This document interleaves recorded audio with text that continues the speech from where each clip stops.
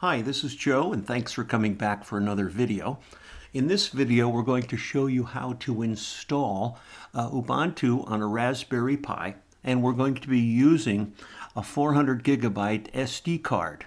Usually Raspberry Pis have some issues with SD cards that are larger than 32 gigabytes, but we're going to be using a software package called Etcher, and this takes care of all of the formatting of the SD card, makes life very easy for you. We're going to be installing Ubuntu Server because the server has a much smaller footprint and takes up a lot less resources than the desktop version. But they do have an install here for the desktop, and you can install it on a Raspberry Pi with at least 4 gigs. We're going to be setting up Raspberry Pi with 8 gigs. This is a Raspberry Pi 4 with 8 gigs. I like to use the Cana kit because it comes with all of the accessories. You get a case, you get a heatsink, you get a fan, you get all the necessary cabling. It's pretty inexpensive. I paid $136 for the 8 gig version, and if you go out on Amazon now, most of the Raspberry Pi kits are over $200, so be very careful which kit you buy and check out the Cana kit. I'm going to put all the links in the description of this video, so let's get started. Let's go ahead and download the Ubuntu image to put on the SD card. You can download either the desktop version or the server version. I like to download the server version.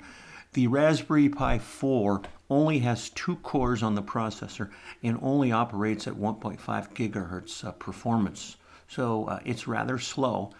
The desktop version has a lot more resources it needs to operate, so that's why I always choose the server version.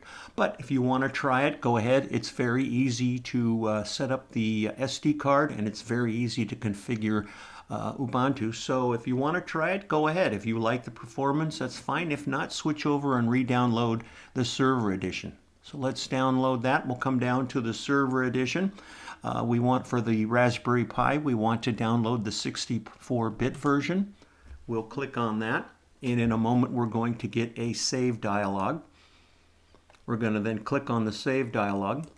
It's going to take a little while to download the image, so we'll come back after that download is finished, and then we'll set up the SD card. Once you have your Ubuntu image downloaded, we now need to download and install the Balena Etcher product. What this product does, it allows you to take the Ubuntu image, you select the image, you select the SD card, and then you flash the image to the SD card. The Etcher product will automatically set up the SD card for the proper format for the Raspberry Pi. The nice thing about this product is it works on Windows, it works on Mac OS, and it works on Linux. Let's go ahead and download and install this product, and then I'll show you how we're going to set up the SD card for the Raspberry Pi. We're going to click on the download, we're going to get a save dialog, and then we're going to save. It's going to take a little while to download the image, and then we'll install it, and I'll show you how we're going to set up and flash the SD card for the Raspberry Pi. I'm going to show you how to use the Etcher product on a Windows 64-bit installation. If you have Mac OS or Linux, just go ahead and follow the instructions on the website for the Etcher product. In order to flash the image to SD card, you're going to need a USB to SD card adapter. I'll put a link down in the description and where you can pick one up off of Amazon. First of all, we're going to need to select the image to flash. And what it's going to do is it's going to open up a directory from your downloads folder on Windows. You're going to select the Ubuntu image, and you're going to select open. What you want to do at this point is take your SD card, put it in the adapter, and insert it into your USB drive on your computer. At this point, we're going to select the target. Notice it reads the SD card. It's 394 gigabytes. It's considered a large drive, so we're going to click the device, and we're going to do select. And notice now we're ready to flash the SD card. We're going to select flash. It's going to put up a warning, and it's going to indicate the size and that it's a large drive. And we want to select the yes, I'm sure. At this point, it's going to start decompressing the file. It's going to flash it, and then it's going to verify it. This will take a little while, and what we'll do is we'll let this run for a minute, and then we'll come back when it's completely flashed, and then we'll show you how to take it over to the Raspberry Pi and set up the Raspberry Pi with the Ubuntu server. After it decompresses the image, it's now going to flash the image. When it's done, we'll come back, and then it will verify the image.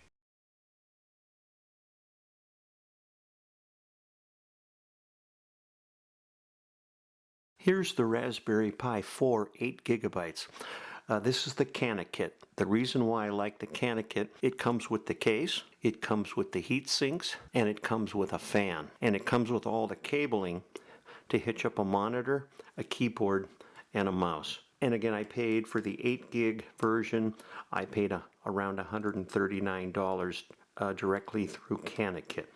If you look on Amazon, the kits that they're selling out there from the overseas vendors are going over $200. So you might want to check out Cana kit first. They have really nice configuration, and that's why I like them. Amazon had a special. I believe it's still on.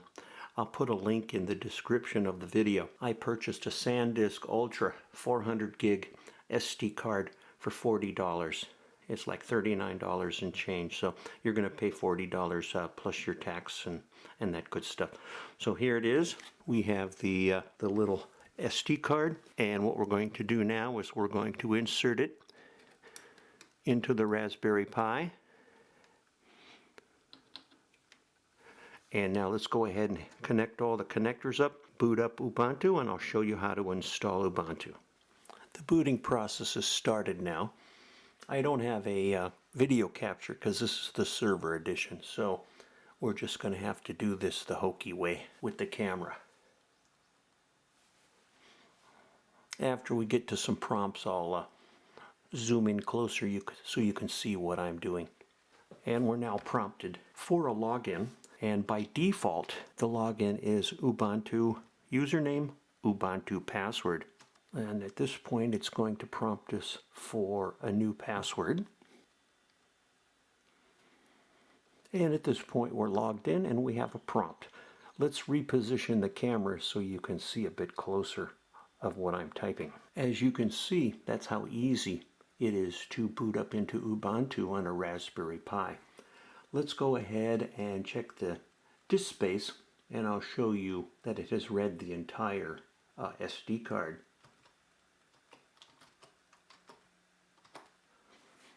And as you can see here, the root position, we have 361 gig of total space with a percentage of used of 1%. This is a Raspberry Pi 4 8 gig with a 400 gig SD running Ubuntu Server. Now when you're setting up a server, you always want to update the Linux server with the latest software.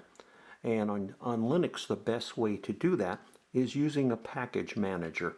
And one of the most popular package managers is the APT package.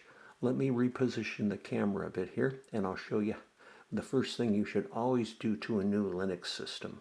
There's two commands you want to run to update your new version of Linux, and that is the update and the upgrade packages. We're logged in as Ubuntu with a $sign prompt, so that is not a super user or root user. So in order to run the package manager, in this particular case, we have to log in as a super user or root.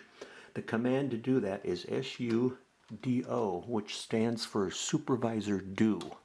Then we're going to go apt for the package manager, and then update. Press return, and it's now going to do an update to bring the Linux version up to date. And then what we're going to do now is same thing, sudo apt for package manager, and an upgrade. And the first time you do this, it's going to take a little while to go through and upgrade the whole Linux system. And it's going to ask us to continue when we say Y for yes. And this, again, depending on how old the Linux version is, it's going to take a while to update. So we'll let this run.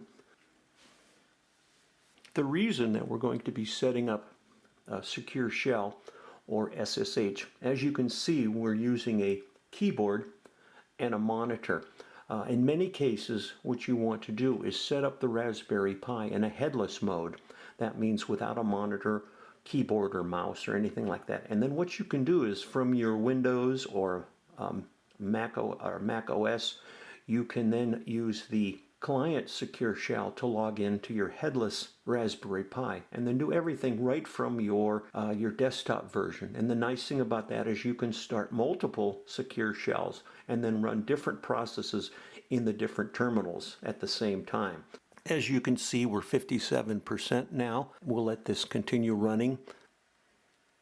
We're now up to 99% of the upgrade. We should be done shortly. We've now completed our update and our upgrade on Ubuntu Server running on a Raspberry Pi 4 8 gigabytes machine. Hope you enjoyed the video. Next video I'll be showing you how to install Secure Shell or SSH on Ubuntu Server running on a Raspberry Pi. Thanks, we'll see you next time.